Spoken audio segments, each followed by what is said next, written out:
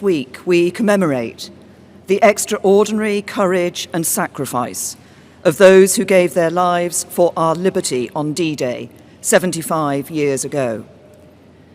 As leaders prepare to gather here from across the world, it is fitting that we begin with a celebration of the special relationship between the United Kingdom and the United States, enduring partners who stood side by side on that historic day and every day since. For generations, at the heart of the transatlantic alliance has been our shared democratic values, our common interests, and our commitment to justice. It is that unity of purpose that will preserve the deep-rooted ties between our people and underpin our nation's security and prosperity for the next 75 years and beyond. So I am very pleased to welcome the President of the United States of America on this state visit to the United Kingdom. For the past 2.5 years, the President and I have had the duty and privilege of being the latest guardians of this precious and profound friendship between our countries. As with our predecessors, when we have faced threats to the security of our citizens and our allies, we have stood together and acted together. When Russia used a deadly nerve agent on the streets of our country, alongside the UK's expulsions, the President expelled 60 Russian intelligence officers, the largest contribution towards an unprecedented global response. And in Syria, when innocent men, women and children were victims of a barbaric chemical weapons attack, Britain and America, along with France, carried out targeted strikes against the regime. Since we spoke about NATO during my first visit to the White House, we have maintained our support for this crucial alliance. Thanks in part to your clear message on burden sharing, Donald, we have seen members pledge another $100 billion, increasing their contributions to our shared security. And I'm pleased to announce that NATO will soon be able to call on the UK's Queen Elizabeth-class aircraft carriers and F-35 fighter jets to help tackle threats around the world. Today, we've discussed again the new and evolving challenges to our security, our values, and our way of life. We share the same view about their origin and our objectives in meeting them. But, like prime ministers and presidents before us, and no doubt those that will come after, we can also differ sometimes on how to confront the challenges we face. I've always talked openly with you, Donald, when we have taken a different approach, and you've done the same with me. I've always believed that cooperation and compromise are the basis of strong alliances, and nowhere is this more true than in the special relationship. Today, we've discussed again the importance of our two nations working together to address Iran's destabilizing activity in the region and to ensure Tehran cannot acquire a nuclear weapon. Although we differ on the means of achieving that, as I've said before, the UK continues to stand by the nuclear deal. It is clear that we both want to reach the same goal. It is important that Iran meets its obligations, and we do everything to avoid escalation, which is in no one's interest. Recognising our nations as safer and more prosperous when we work together on the biggest challenges of our time, I also set out the UK's approach to tackling climate change and our continued support for the Paris Agreement. And we also spoke about China, recognising its economic significance and that we cannot ignore action that threatens our shared interests or values. As we've deepened our cooperation on security, including our joint military operations and our unparalleled intelligence sharing, so our economies too are ever more tightly bound together. Every morning, 1 million Americans get up and go to work for British companies in America, and 1 million Britons do the same for American companies here. Our trading relationship is worth over £190 billion a year, and we're the largest investors in each other's economies, with mutual investments valued at as much as $1 trillion. Mr. President, you and I agreed the first time we met that we should aim for an ambitious free trade agreement when the UK leaves the EU. And from our positive discussions today, I know that we both remain committed to this. I'm also sure that our economic relationship will only grow broader and deeper, building on the conversations we had and the ideas we heard from UK and US businesses when we met them earlier today. Tomorrow we will sit down in Portsmouth with our fellow leaders to reaffirm the enduring importance of the Western Alliance and the shared values that underpin it. And as we look to the future, In the years and in the generations ahead, we will continue to work together to preserve the alliance that is the bedrock of our shared prosperity and security, just as it was on the beaches of Normandy 75 years ago. Mr. President.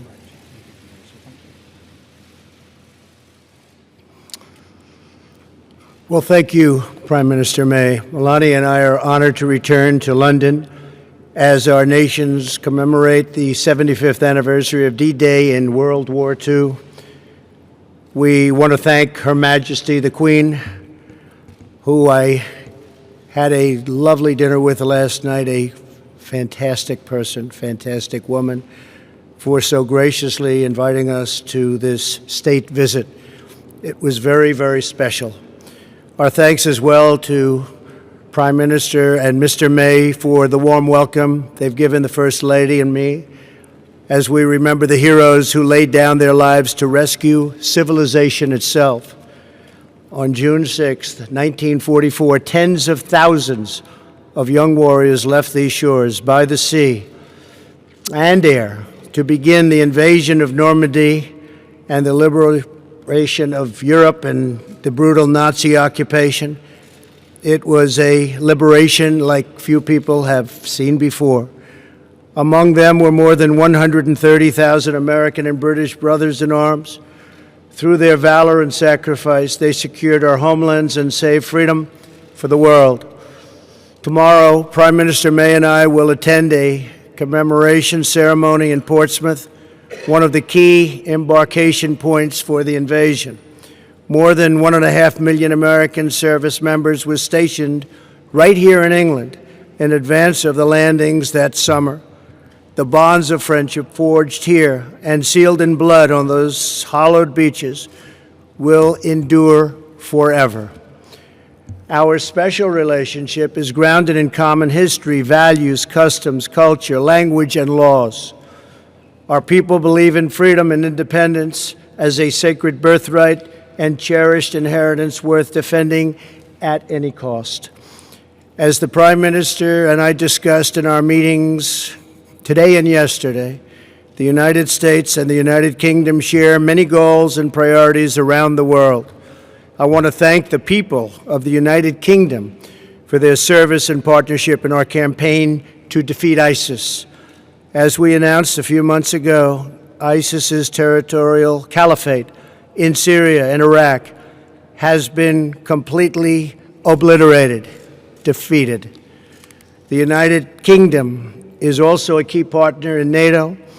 The Prime Minister and I agree that our NATO allies must increase their defense spending. We've both been working very hard toward that end, and we are very current, and some of them are not. We can't allow that to happen, but I appreciate everything you've done in that regard. We expect a growing number of nations to meet the minimum 2% of GDP requirement. To address today's challenges, all members of the alliance must fulfill their obligations. They have no choice. They must fulfill their obligation. Among the pressing threats facing our nations is the development and spread of nuclear weapons. Perhaps that's our greatest threat.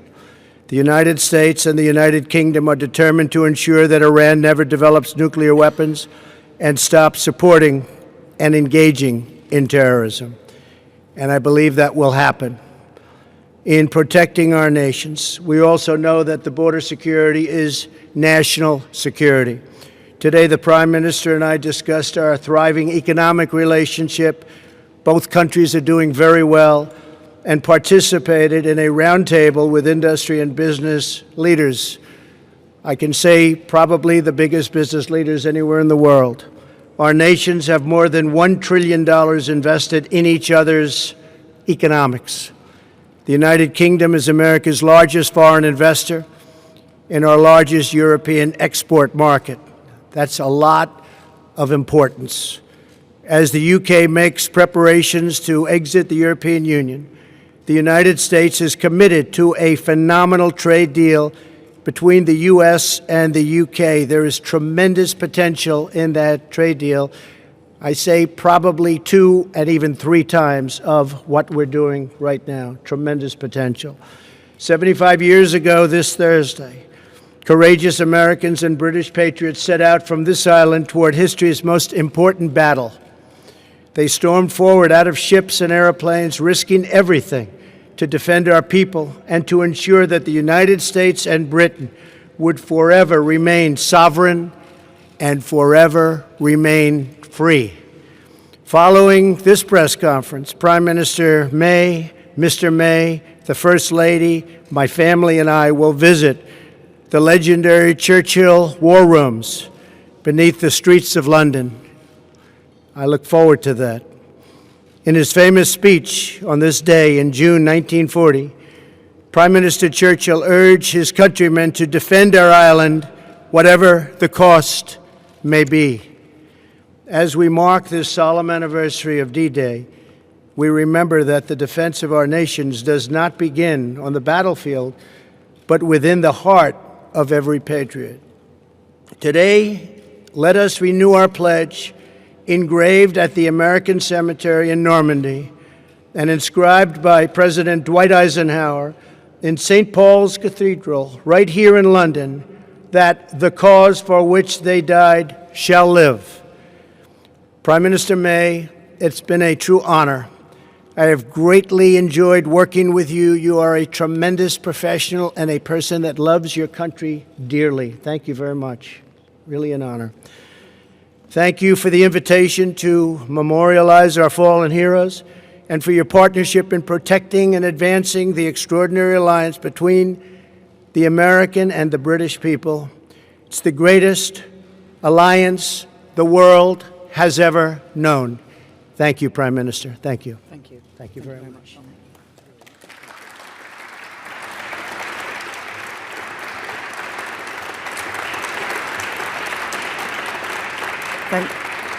Thank you. Now we're going to take 2 questions from the UK media and 2 questions from the American media.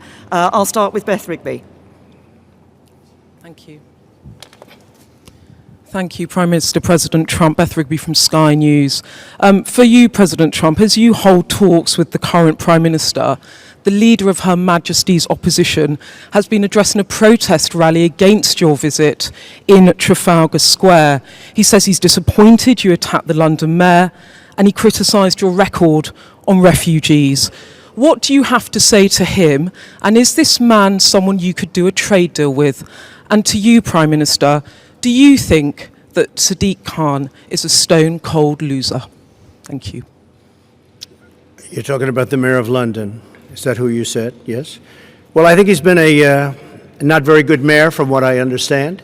He's done a poor job. Crime is up, a lot of problems. And I don't think he should be criticizing a representative of the United States that can do so much good for the United Kingdom. We talked about it before. He should be positive, not negative. He's a negative force, not a positive force. And if you look at what he said, he hurts the people of this great country. And I think he should actually focus on his job. It'd be a lot better if he did that. He could straighten out some of the problems that he has and probably some of the problems that he's caused. Thank you. Gonna.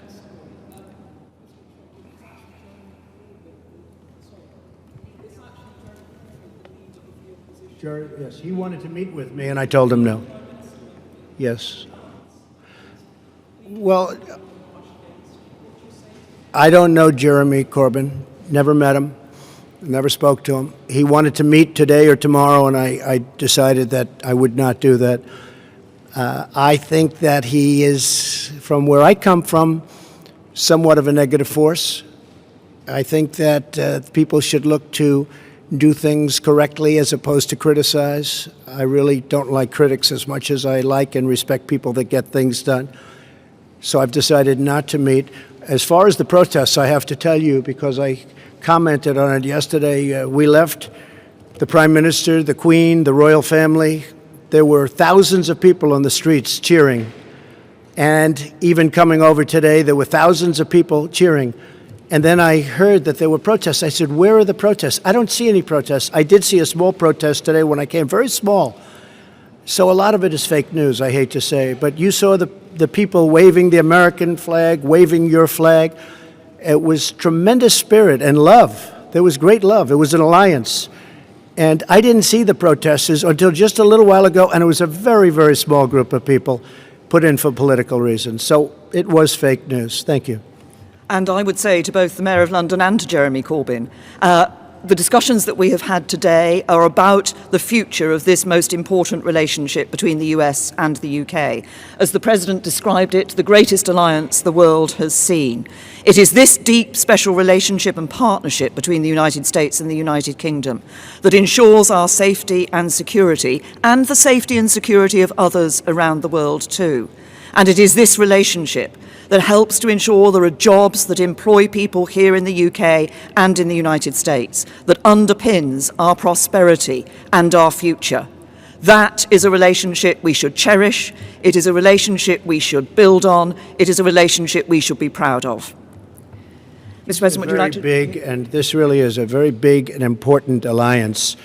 And I think people should act positively toward it because it means so much for both countries. It means so much, and it's been so good.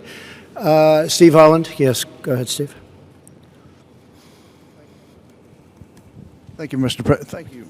Is that on? There.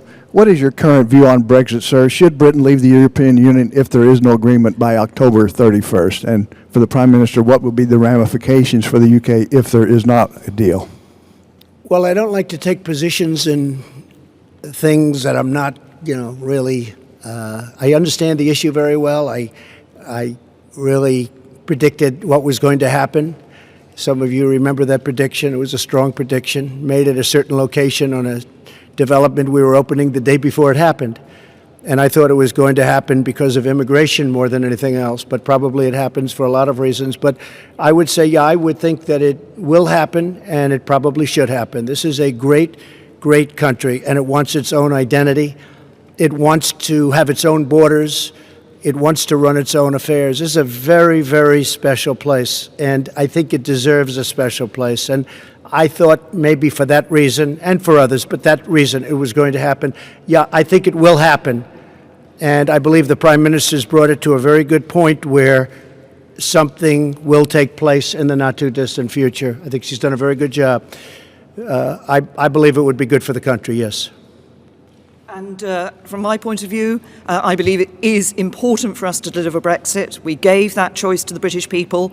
Parliament overwhelmingly gave the choice to the British people. We should now deliver on that choice. I continue to believe that actually it's in the best interests of the UK to leave the European Union in an orderly way with a deal. I think we have a good deal. Sadly, the Labour Party and other MPs have so far stopped us from delivering Brexit and that deal. But we will, but obviously this is an issue that is going to continue here in the UK. I think the important thing is we deliver Brexit, and once we're out of the European Union, we will be able to do what we've been talking about today and develop not just that free trade agreement, but a broader economic partnership into the future.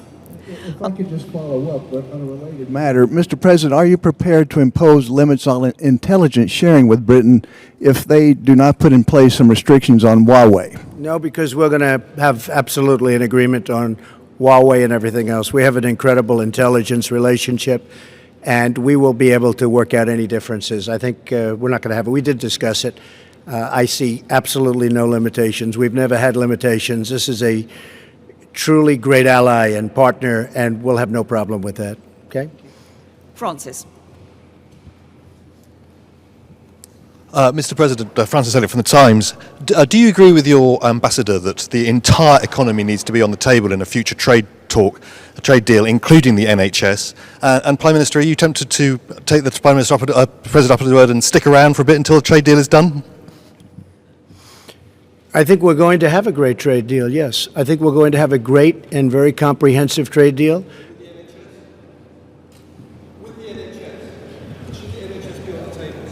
I can't hear him. What? It's the National Health Service. He says, should the National Health Service be on the table? Look, I think everything with a trade deal is on the table. When you're dealing in trade, everything's on the table. So NHS or anything else, or a lot more than that. But everything will be on the table, absolutely. Okay. But the point about making trade deals is, of course, that both sides negotiate and come to an agreement about what should or should not be in that trade deal for the future. And as regards your second question, Francis, nice try, but no. Look, I'm a woman of my word. Mr. President, would you like to? John, please. Mr. President, thank you. Mr. President, domestically, in recent days, Mexico has stepped up apprehensions and deportations of Central American migrants. That's good. This could possibly be in response to your threat of tariffs. Has Mexico Not possibly be. has Mexico done enough to avoid tariffs, which will be imposed in some 6 days from now? No, we haven't started yet. But the threat is out there. Yeah, the threat is out there, but we haven't really started yet. No, this will take effect next week. And what 5%. And what do you think of Republicans who say that they may take action to block you imposing those tariffs? No, I don't think they will do that. I think if they do, it's foolish. There's nothing more important than borders. I've had tremendous Republican support. I have a 94% approval rating as of this morning in the Republican Party. That's an all-time record. Can you believe that? Isn't that something? I love records. But we have a 94% approval rating in the Republican Party. I want to see security at our border. I'm going to see great trade. I'm going to see a lot of things happening, and that is happening. And as you know, Mexico called. They want to meet. They're going to meet on Wednesday. Secretary Pompeo is going to be at the meeting, along with a few others that are very good at this, and we are going to see if we can do something. But I think it's more likely that the tariffs go on, and we'll probably be talking during the time that the tariffs are on and they're going to be paid. And if they don't step up and give us security for our nation, look, millions of people are flowing through Mexico. That's unacceptable. Millions and millions of people are coming right through Mexico. It's a 2,000-mile journey, and they're coming up to our border. And our Border Patrol, which is incredible, they're apprehending them, but our laws are bad because the Democrats don't want to pass laws that could be passed in 15 minutes, that could be passed quickly. In one day, it could change. But even beyond the laws, Mexico shouldn't allow millions of people to try and enter our country, and they could stop it very quickly. And I think they will. And if they won't, we're going to put tariffs on. And every month, those tariffs go from 5% to 10% to 15% to 20% and then to 25%. And what will happen then is all of those companies that have left our country and gone to Mexico are going to be coming back to us. And that's okay. That's okay. But I think Mexico will step up and do what they should have been done. And I don't want to hear that Mexico is run by the cartels and the drug lords and the coyotes. I don't want to hear about that. A lot of people are saying that. Mexico has something to prove.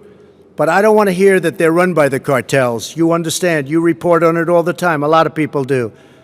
That would be a terrible thing. Mexico should step up and stop this onslaught, this invasion into our country, John. And Prime Minister May, you tried 3 times to get a deal on Brexit. At this point, do you believe that a deal on Brexit is possible, or is this a Gordian knot? President Trump says that you didn't take his advice in terms of negotiation. Should you have? Would that have made a difference? And President Trump, if I could ask a follow-up, you had a conversation with Boris Johnson. Could we ask what you spoke about, and will you meet with Michael Gove today? Well, first of all, on the first issue, as I said in answer to an earlier question, I personally believe that it is in the best interests of the UK to leave the European Union with a deal. I believe there is a good deal on the table. Obviously, it will be for whoever succeeds me as Prime Minister to take this issue forward. What is paramount, I believe, is delivering on Brexit for the British people. And I seem to remember the President suggested that I sued the European Union, which we didn't do. We went into negotiations and we came out with a good deal. Yeah, that's not such a... I would have sued, but that's okay. I would have sued and settled, maybe, but you never know. She's probably a better negotiator than I am, Jeremy. But you know what? She has got it, in a sense, John. That deal is teed up. I think that deal is really teed up. I think they have to do something, and perhaps you won't be given the credit that you deserve if they do something, but I think you deserve a lot of credit. I really do. I think you deserve a lot of credit. Okay? Yes, John? So I know Boris. I like him. I've liked him for a long time. I think he'd do a very good job. I know Jeremy. I think he'd do a very good job. I don't know Michael. But would he do a good job, Jeremy? Tell me.